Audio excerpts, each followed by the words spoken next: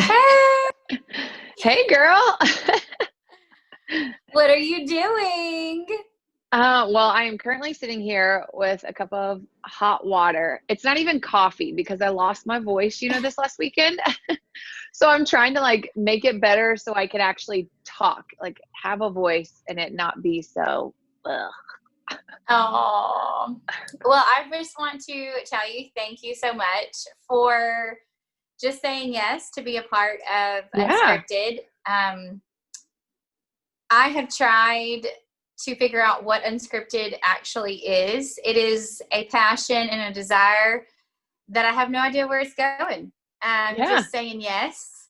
And we did 2 episodes this past spring during quarantine, and we're going to talk about Mhm. quarantine and all that stuff. Yeah. Um, but just so for people that haven't watched them, the first one, my friend Laverne and I, we sat at my parents' house. We used their office, and we sat for a very long time and just talked about real life. And we tried it live through Facebook, and it was just hard connecting and shifting it over to IGTV.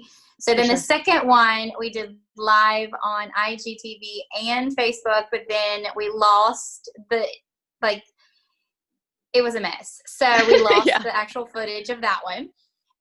And then this would be our third one. We tried recording the third one, and Hurricane Laura hit our hometown. We were going to read or thinking of redoing it, and then Hurricane Delta hit. So it is a miracle that we are Right. sitting here. Goodness. So Unscripted for just for anyone to kind of just come along the journey with me, and I'm just going to have coffee time with my friends, Yeah. Sounds good. and we're just going to talk about real life and just see where it goes. Yeah. That sounds great. I love the idea. So I'm So, happy to be here. yay. Well, Brittany, go ahead and tell them a little bit about yourself and how we met. So yeah, I'm Brittany Estes, and I actually know Andrea because I used to live in Southwest Louisiana. Oh my gosh, that was like hard to get out. And we met through Faith Walk. So she was Mm-hmm. like the head honcho of the snack part, and I was like, The hey, snack bar. yeah, like all about the snacks, right? Uh, And she was so amazing, and I got to work alongside her for a weekend, and I just ultimately became a fan of Andrea's. So we follow along and just kind of watch each other through social media. I am now in Mississippi, and I get to speak, and I'm working on my first book proposal and just trying to follow after Andrea and all her amazing steps. So that's oh, me. no. Oh, no.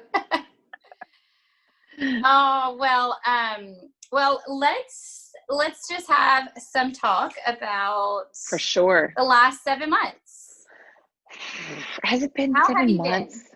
I I know. mean, I think the how have you been should be like a 5 minute increment. So like right now, okay, I'm doing great. 5 minutes ago, like it was another story. And I think that's how it is. I mean, for you may not know this. So the first part of quarantine, my husband got a new job in Mississippi. We were living in Houston, and he moved there, and our idea was we would continue school and stuff, potentially stay till the end of the year, but our goal was to look for a house down here and move together, but he was going to go there first. And then everything shut down, and we were stuck in Houston until the end of July by ourselves. So it was me and 7 children all on our lonesome, Oh my goodness. 24/7, locked up, like doing online school for 7 different kids. I don't have 7 laptops. Like that was a nightmare and a half. But so I'm a lot better now, I guess, than in those first 5 months? I guess it's been Yeah. 5. Golly. So yeah. So I guess if you put that into perspective in this moment, I'm a whole lot better than I was then. Ooh, Oh. so yeah, how And have you been? so when did we all moved into your house in July and August? Yeah, so August 1st, we signed the paperwork on our house. Like you would never think that things would go like slower, but obviously no one really wanted to sell, or new job opportunities were like halted and stuff. So people's plans Mm-hmm. changed. And we're a large family. So like the housing market is pretty slim already, especially for like a pastor size budget. So it was just really hard. And we made it work. I mean, there were some days that I was like, I'm going to bang my head up against the wall, because it was not even just like single parenting 7 kids. It was the lockdown with 7 kids, them dealing with the fact that they can't get out and see anybody. I couldn't get out and see anybody. I didn't have my partner in life with me during that time. Right. To deal with the trauma and the hardness of like, I remember sitting, this is so crazy. I don't know if you remember this, right when it all went down and you would go to the grocery store, over the intercom, they would say, thank you so much for social distancing. Please keep 6 feet apart, like over the intercom on repeat. Keep a cart in between yourself. Please wear a mask, hand sanitize here. And I was like, I am in the Twilight Zone. Like I felt like I was kind of in Hunger Games, you know, when they have that over the intercom, may the odds be ever in your favor. And I was like, what the heck? One day I had to go like, holy cow. Okay. So an hour before, so I'm by myself. I tell the kids in the morning, eat your breakfast. Mommy will be back soon, but I've got to go get toilet paper. But so I had to sit outside the grocery store for an hour to be third in line. Stores opened up to get the second to last roll of toilet paper. And it was a 4-pack. And people were like hoarding like crazy. And I'm like, I have 8 booties in this house. Like I need more than a 4-pack. I need people to calm it down for a second, because your hoarding is my every week grocery budget. Like, please calm down. Like, right. That was our life. I mean, that still is in some aspects, but whew. So yeah. We've only been in Mississippi since August, and things are settling down. And I think probably the same with you. Like, I mean, outside of Laura, you guys have had Laura and Delta, so that's kind of insane, but yeah. My quarantine, the last 7 months of my life is so weird.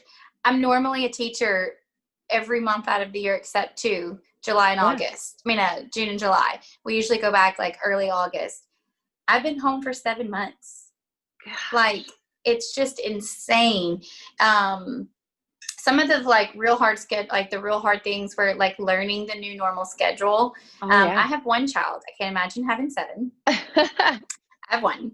And just doing life with him, I really enjoyed the quarantine. I saw so many people post those memes about how like we've been like training our whole life for quarantine, and it was like your time to shine. And I think like part of me, I have an extrovert personality in some aspects, but then I also have the homebody. Like I just want to be home. I just want to stay home. I don't want to go anywhere. I just want to be us.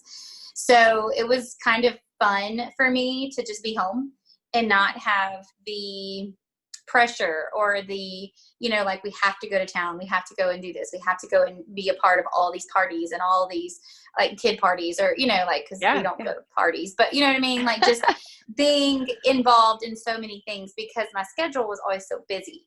And right when quarantine hit, I had just finished a Bible study with, well, actually we were in the middle of it, with some teen girls, and I had committed to Monday nights with them. And, you know, it was just, my schedule was getting so packed to where every day we had something going on. And it was, I actually really enjoyed it at the beginning.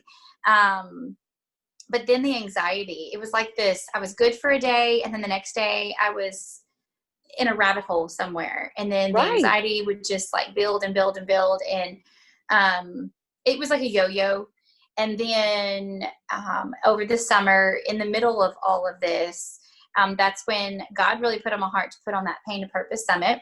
And you got to be one of the speakers. I did. That was a whirlwind. I mean, I didn't sleep for 6 weeks. Oh, I'm sure. We planned this. My friend Jordan and I, we planned it. We executed it. He did so much of the tech stuff. Like, he's so smart in all this techie world. He learned the program and the software, and he did all of the promotional things. Like, I don't know how we functioned. And it was in the middle of all the quarantining. And then we would have to actually physically sit in a room together. And so we would have to think back, who were you around in the last 7 days? Because his wife was pregnant. And they just had their baby girl, actually. But so I was sitting there, who have I talked to? Have I talked to anybody? Have I been around anybody? You know, because I didn't want, what if I had it? And then I give it to him and he takes it to his wife and she's pregnant. Oh my gosh. Yeah. So it was a mess. I remember one day thinking, I have a sore throat. You can't come over and we can't film. Like, what if I have it? Like, Don't be around me. Is that COVID, you know? Yes. Oh, it was such a mess. But God has really shown himself faithful to me in these 7 months. I have had prayers for 12 years that I've been praying, some things for 12 years, and we saw them come to light. Wow. In the worst year ever. So it's been a hard year, and then having to just figure out how to, I don't know. It's just like this new normal. And I felt like the Hunger Games. And then I really felt like the Hunger Games when Hurricane Laura hit. And everybody else in the world is talking about how terrible 2020 is. And Louisiana is over here like, have a hurricane come take away your house. Like, what? Right. And then the fires in California and all of that area. And it's just been a lot. And then it was like we entered into the fourth quarter of the Hunger Games when Delta decided to make her presence. And so, yeah, it's just been exhausting. But I have to keep remembering, but God has been so faithful in this. Like, it's been such a hard year. But I have, out of these 12, over the last 12 years, I've had several different, like, prayers. You know, those ones that you nail down with a stake and you've got scripture on them and you claim them and you pray them and you praise God for them and that you know he's going to answer it. It's just in his timing. I have all of them but one answered. And he's like, I answered all those. You think I'm going to forget that one? I'm like, okay. I mean, you did answer 2 or 3 of the biggest ones in this year. I got 2 book deals. Yeah, in the middle of all this. Huge. Like, that's amazing. So it's just been a hard year, but it's also been a fun year. Right. I mean, do people like realize the weight of that? Like, it's not like you can just go out and be like, hey, I'd like to write a book. You want to publish it? I mean, it's work to like get one published. And in all this craziness, the Lord was like, here's 2. Just take 2, like 2 book deals. Yeah. And had I not said yes to the summit and thought, okay, Lord, this is too much. We don't have the time or the energy. There's just no way we can do this. If I hadn't have said yes to that, then I wouldn't have gotten that second book deal because that second one was from the summit. Right. So that is funny. And you get to share one of your story, like part of your story in that book. Because you're going to craziness. So no, were you able to write in it? I was not able to, but I was not going to mention that. Dang. But good news is one day you'll be able to read some of it probably in one of my books. Yes. I don't know that it'll make it in. I keep looking over here because that's like my book wall. Did you have this when you were writing a book where you were like sticky notes and everything up there and it's just a hodgepodge of mess? That's what I always look at. And I'm just like that's my brain right there on a wall. So, you know. Well, people are going to hear your story. They will. For sure. For sure. It's crazy though, the concept of your yes, like you mentioned that, like what your yes can lead to. And you just never know what one yes will go to for the next yes, you know. And, you know, you've always heard like if God told you what he had planned, you would freak out and you wouldn't move forward. And sometimes some of those plans, you just have to say yes to the baby step to move forward. And even in this pandemic, when everything is shutting down, like people can't buy houses or people can't move there, or there's devastation happening, like that doesn't mean the Lord has stopped working, you know? I know. He's still in the process of asking you to say yes. Like your yes may not make any sense right now, you know, like who thinks, let me start a new business in a pandemic? That sounds like a great idea. But if God's like, I just need you to say yes. Yes. It'll be even bigger, you know? Yeah. I have a friend actually who tweeted something the other day or shared a tweet, and it was kind of like, there's 11 weeks left in this year. And God's saying, that's enough time for me to complete what you had hoped I would complete in January. Like, this is not scrap. This is not for loss. Like I have done, you know, I let Lazarus sit for like 3 days and rot and decompose after death. And that was still not too much time. Like he was not too far gone for me to resurrect and bring to life. So we still got time. Right. We still got 11 weeks. Well, I want to ask you. Yeah. In all of this quarantine, pandemic, new way of life that we have lived, what are 5 new habits that you have made for yourself? Oh my gosh. Okay. 5 new habits. Are we hoping that a habit is like a positive thing? Because I probably have some bad habits. They could be a bad habit. I mean, 5. I haven't worn jeans, so that's not a good habit because now my jeans don't fit. Isn't that crazy though? I went to put them on the other day and I was like, nope, wearing a skirt. Not doing it, because what the heck? Okay. So a habit. I've not weighed myself as often. Not that I was like a serial weigher, but I've kind of made it a point not to, because just general emotional level, I think in a pandemic is already lower. I mean, we talked about the stresses and then all the issues, but adding something that I know would be a trigger to myself, I've just kind of pushed aside. So I try not to do that as often, because I realize that I'm not going to be where I want to be in this moment.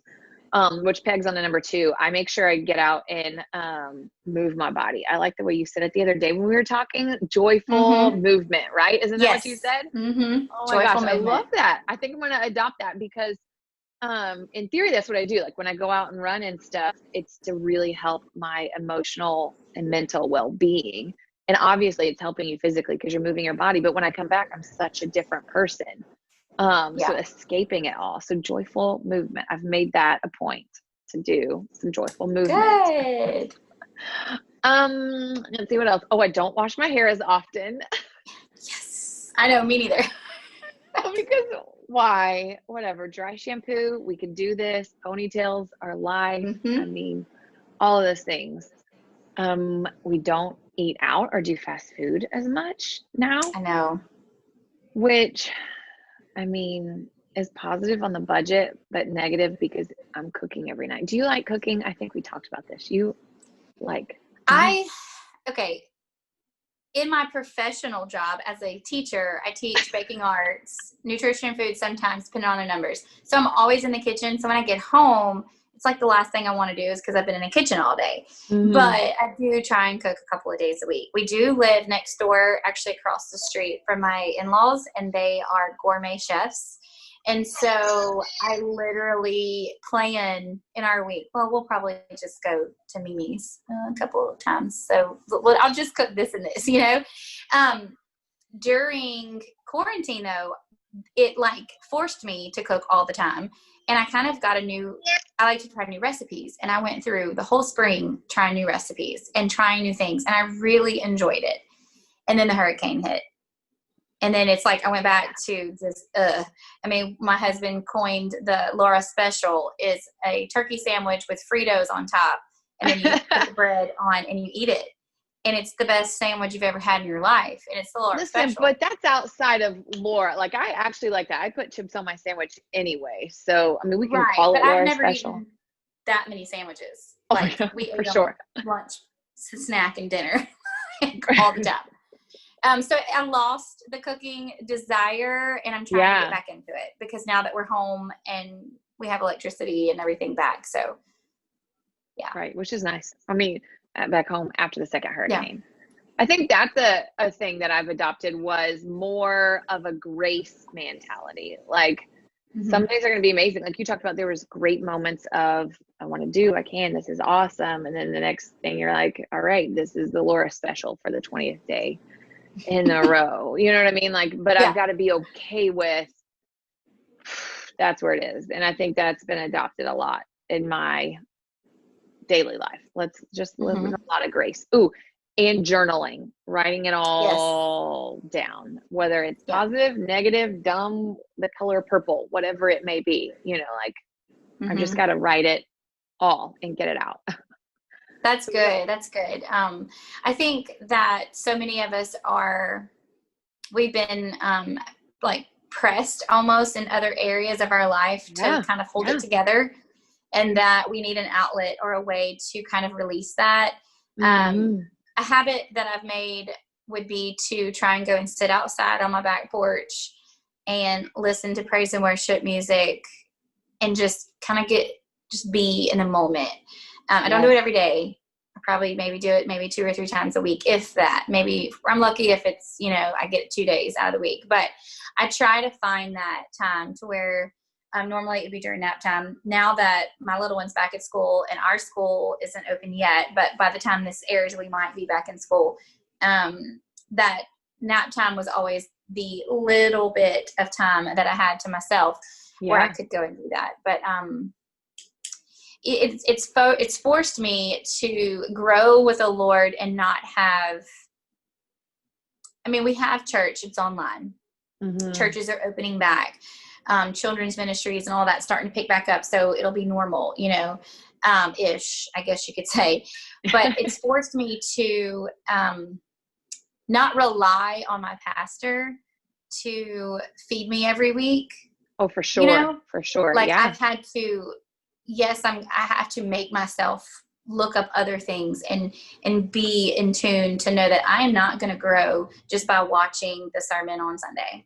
Like I have to get in the word daily, sometimes twice a day if I have to, but it's forced me to realize like the importance of it too, because after the summit, I went through like this weird, and it might be like this for a lot of people in the ministry. They like to a big conference or something, like you just feel drained.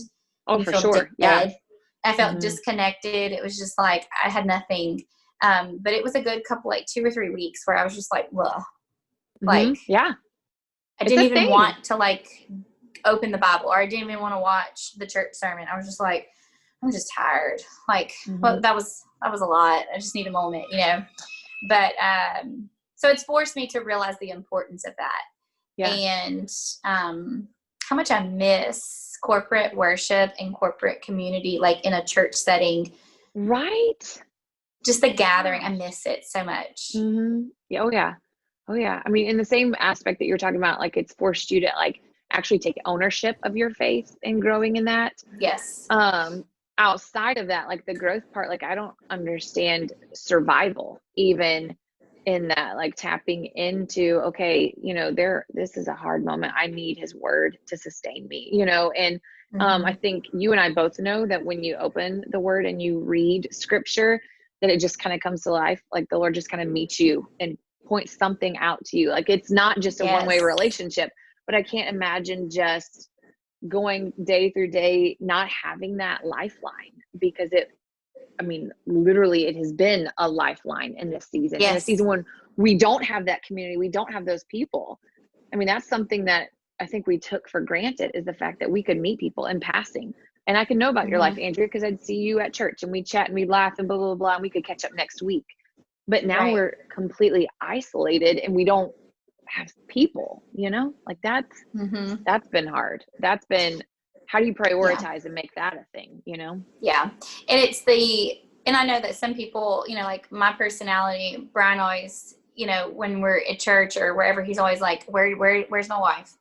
Cause I'm like a little butterfly. I'm like, and I go and talk to people, and like, I miss that, like just the friendly smile, like, and then with all the masks, you can't see if people are smiling at you. I don't recognize people. In the grocery store, I passed a woman. Brian's like, that was the preacher's wife. I'm like, no, it wasn't. I'm like, was it? So I went up to her and took my mask off, and I was like, hey, and it wasn't her. I was like, oh, I'm sorry. I thought you were Miss Susie. I'm sorry. Bye. Right. And she was just like, okay. Nope. Put your mask back on, please. No.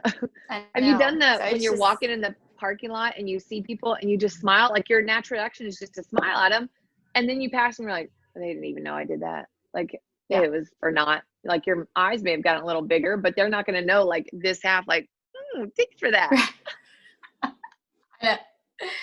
And with the whole mask thing, there's no point to wear makeup anymore. Maybe mascara. Right. Mascara. That's and can't wear lipstick. That was my favorite thing. I love to wear lipstick. I told Sam the other day, I go, I miss the time when I could wear lipstick, like. And earrings. I miss those days. Yeah. Oh, I do wear earrings though, but I hook it like right above the earring. I don't pull it through and stuff. Oh, So then it's like a half loop. Fine. Fine. I will, yeah. put down the lipstick, but I will wear the earrings. Okay. You're going to give me that. Yep. So it's been a wild, just a weird time. And Yeah. I'm so glad that I have friends like you and Yeah. other friends that like we're able to talk about this and know that we're not alone. The Mm-hmm. hard days, some hard days have been really hard, especially after Laura. Yeah. And I write about some of those really hard times. And like this morning I shared with some friends, we went and had coffee, and I mean, I had like a meltdown on my back porch while the linemen were climbing the poles. Mm. It was just, oh, it's telling me that we are almost out of our time here. But, everybody has had such a hard time. And I feel like everybody needs to know that it's okay. And we Yeah. all can't fit in our jeans. And Right. we all have just been in this weird funk, and we don't know what to do. And we think we need structure. So going back to work might be it, but it might just be, it's just processing what is around us in our life. And with, this will go out in October. So election hasn't happened yet. So that's a whole Mm-hmm. nother Right. huge thing that's in people's lives right now. And so, I don't know. I just know that we're not alone, and that the Right. Lord sees us, and he's For got sure. 11 more weeks. 11 We're more not weeks. alone. Yeah. Yeah. I mean, I think for sure, like this year has been trauma on top of trauma on top of trauma, nationwide, in homes and communities. And you said, the answer would be, let's get back to normal, but life isn't normal. Even if you're forced to go back to work or you think that's what you need to do, functioning in that reality is still not Right. what it used to be. And it just wears on you so much more. Like sometimes I wrote about this the other day, like putting on clothes just seems like too much. Like I just want to sit and to lay down and to not do anything. And then other days I'm Mm-hmm. frustrated, like, what are we doing with our days? So just I'm not understanding, productive. right. And just knowing that you may not even be able in that moment to verbalize, like, that's how I feel. And I feel that way because we've dealt with this and this and this, and we're in a series of isolation and a series of trauma and all those things. Like, yes, God is still good. And yes, he still has a plan, but we have to then be able to be like, okay, but we're not going to be functioning on all cylinders, and we have to understand that it's okay, like it's all right. Yeah. Andrew may snap at me one day and be all sassy and rude. I'll be like, it's all right, it's a pandemic, we'll be fine, it'll be okay. You know what I mean? Like, do that for others and ourselves as well. Like I noticed with my kids the other day, I mean, they just have bad days. I'm like, but they went to bed at a normal time, but they did this and they did that. And then I realized, oh yeah, but they're wearing masks at school. They're in a new state, in a new home. They have no friends. They have literally no contact. And they've been around us all the time. Like they are even less able to understand or comprehend what's going through. Right. Like, why am I It's expecting true. them to be like tip top shape, Right. So Yeah. Same thing. My little boy, he's gone through where he kind of wakes up and cries out again, and he's almost oh 4. yeah. And I thought we were out of that. And I was telling a friend of mine, and she was like, but when did it start? I was like, around Laura. And she goes, Yeah. that's his little way of dealing with all of this. I mean, he looks around and says every house has a Bobo. Yeah, it has blue roof. It's got a Bobo, Bubba. Like, yep. And then, Yeah. windstorm. Is another windstorm going to come? And I'm like, no, it doesn't come for another 20 years, bub. And then Delta, I'm like, do not tell him it's a windstorm. He's going to think I lied. Right. Oh my gosh. Oh, Yeah. So it's a mess. Well, just to wrap this up, one last thing. What would be some encouragement for anyone watching as we go through the last part of this year of 2020? I think, just really to understand that the best is yet to come. We see through scripture time and time again that people have gone through valleys, they've gone through deserts, we just talked about Lazarus. He was legitimately dead, and yet God still revived it and brought new life. So the story isn't over. It's not finished. Mm-hmm. Like there is more to come. And even in these dry and dark seasons, like he is there to meet us. We just need to say yes and to just open up. So I think that would be my encouragement outside of filter everything through the lens of grace. But he's a good God, and he's going to use every single stinking bit of this year for your good and his glory. So yep. Yeah. I agree. All right, girl. Well, I love you, and we'll have to do this again. Yeah, sounds good. I'll talk to you later. All right. Bye.